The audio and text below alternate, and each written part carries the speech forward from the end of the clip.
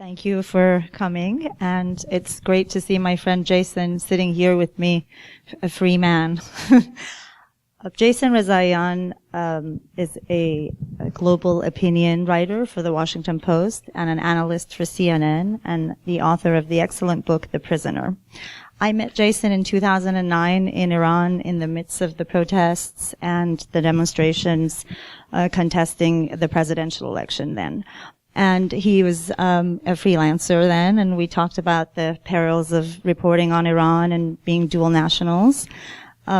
Jason stayed in Iran, as many of us were forced to leave, and offered unique perspective, and went on to write for the Washington Post from there, and subsequently was in prison, detained. He is the longest American or foreign journalist who was held in Iran.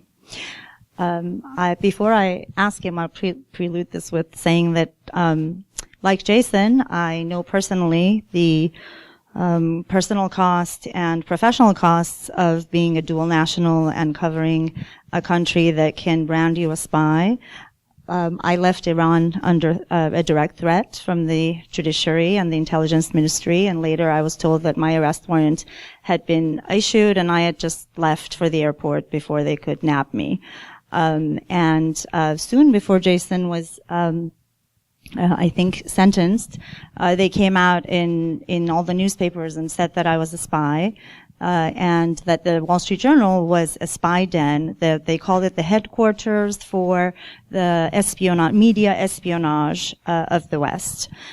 So we both share the pain of being outcast by a country that we love and we care about. And with that, Jason, I'd like to open it up by asking you, when I read your book, the thing that impressed me most, aside from the terrible ordeal that you'd been through, was the fact that you had managed to stay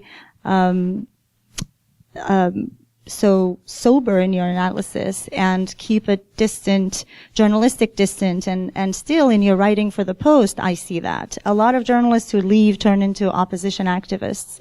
And I want to ask you how you managed to do that. Thank you all for being here. Thank you for the introduction, Farnaz. Thank you for the great question. Hi to friends who I haven't seen in a long time. Look, it's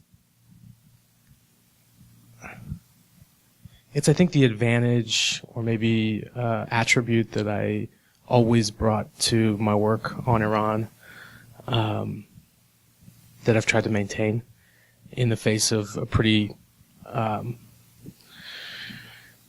horrific in some ways situation. And, I went through this long ordeal in prison, but all around me there were other people, other prisoners.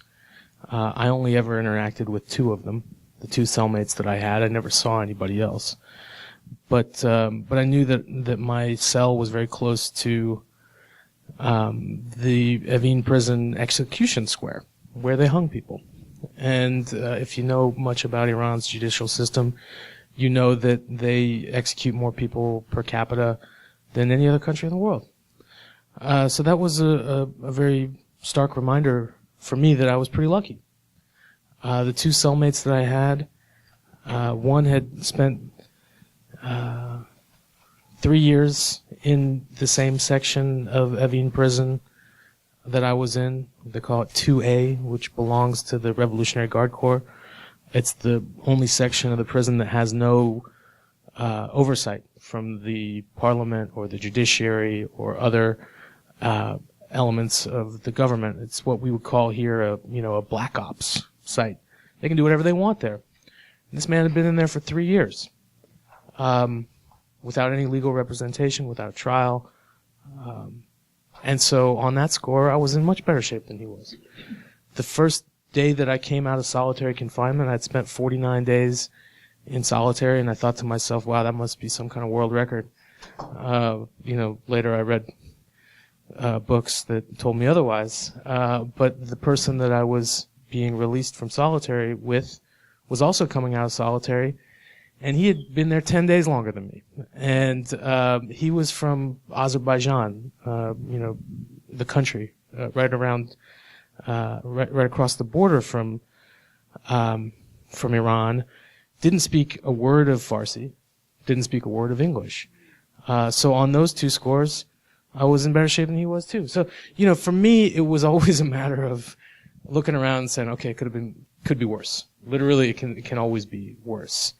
And when I came out in 2016, I knew I had a choice. I had several choices. One was to do, as you said, become an opposition voice.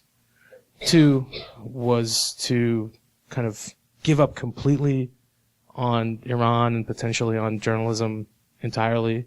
Or three, keep doing what I knew how to do.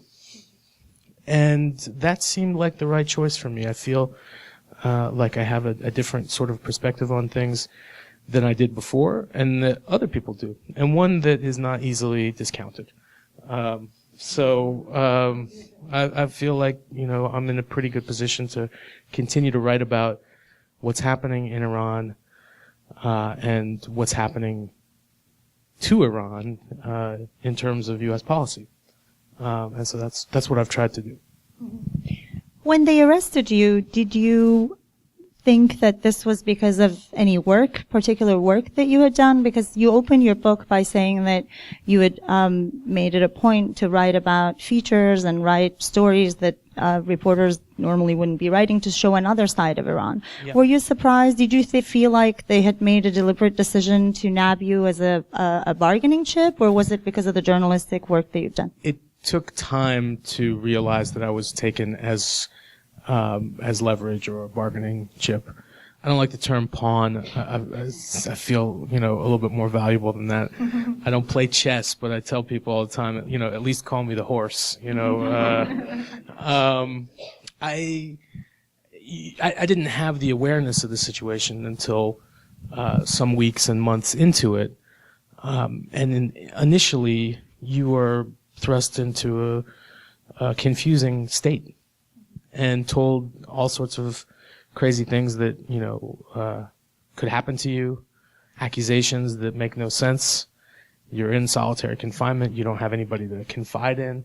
So it's just more than anything a jarring experience right off the bat, and one where you very quickly sort of devolve into being little more than a caged animal, right? And that's what they're going for. So I wasn't in a position to really think critically, why did this happen? But as time went on and the more conversations that I had with my interrogators, I started to realize, okay, this is not because of any article that I wrote. This is because I am an American citizen working for a high-profile American news organization. And the people that took me wanted to do something audacious. This was a domestic play inside of Iran before it was something that they wanted to leverage with the United States. It was an internal problem. It was a shot at Rouhani and his administration, an attempt to scuttle nuclear negotiations before they could succeed. Frankly, Rouhani and Zarif didn't play ball. They weren't going to worry about me. They had bigger problems. And I think, I became first, a piece of a domestic spat, and then part of a geopolitical international one. And it's sort of a scary place to be.